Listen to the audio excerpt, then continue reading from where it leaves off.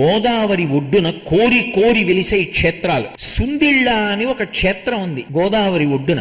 ఎంత శక్తివంతం అంటే అక్కడ నరసింహస్వామి ఉంటారు, యోగ నరసింహుడు. నేను మంథనిలో ఉపన్యాసాలు చెప్పడానికి వెళ్లి సుందిళ్ళ యొక్క వైభవం గురించి విన్నాను. విని నా దగ్గర చాలా ప్రేమగా వ్యవహరించారు శర్మగారని ఒక వేద పండితులు. నేను ఆయన్ని ప్రార్థించి, ఆయా నన్ను ఒక్కసారి సుందిళ్ళ తీసుకెళ్లి దర్శనం చేయిస్తారా అన్నాను. ఆయన మాట్లాడలేదు. ఏమి ఈయనకి ఏవో కార్యక్రమాలు ఉన్నాయి, ఇలా ఉంది, పాపం తీసుకెళ్ళడానికి ఏదో ఇబ్బందిలా ఉందనుకుని ఊరుకున్నాను. మళ్ళీ ఇంకొక పర్యాయం నాతో వచ్చినటువంటి వాళ్ళ ద్వారా మాట వెళ్ళింది. వెడితే ఆయన నా దగ్గరికి వచ్చి ఓ మాట అన్నారు. అయ్యా ఏం అనుకోకండి, నేను మిమ్మల్ని సుందిళ్ళ తీసుకెళ్తాను అనకపోవడానికి ఒక కారణం ఉంది. ఇత పూర్వం కూడా నేను సుందిళ్ళ తీసుకెడదామని చెప్పి బయలుదేరి దారి తప్పిపోయిన రోజులు చాలా ఉన్నాయి. మొన్న కూడా ఒకరిని సుందిళ్ళ తీసుకెడదాం అనుకుని దారి తప్పిపోయాను. సుందిళ్ళ వెళ్ళాలి అంటే లక్ష్మీ నరసింహస్వామి వారి అనుగ్రహం ఉంటే తప్ప వెళ్ళడం కుదరదు. ఒకవేళ వెళ్ళినా గడప దాటరు.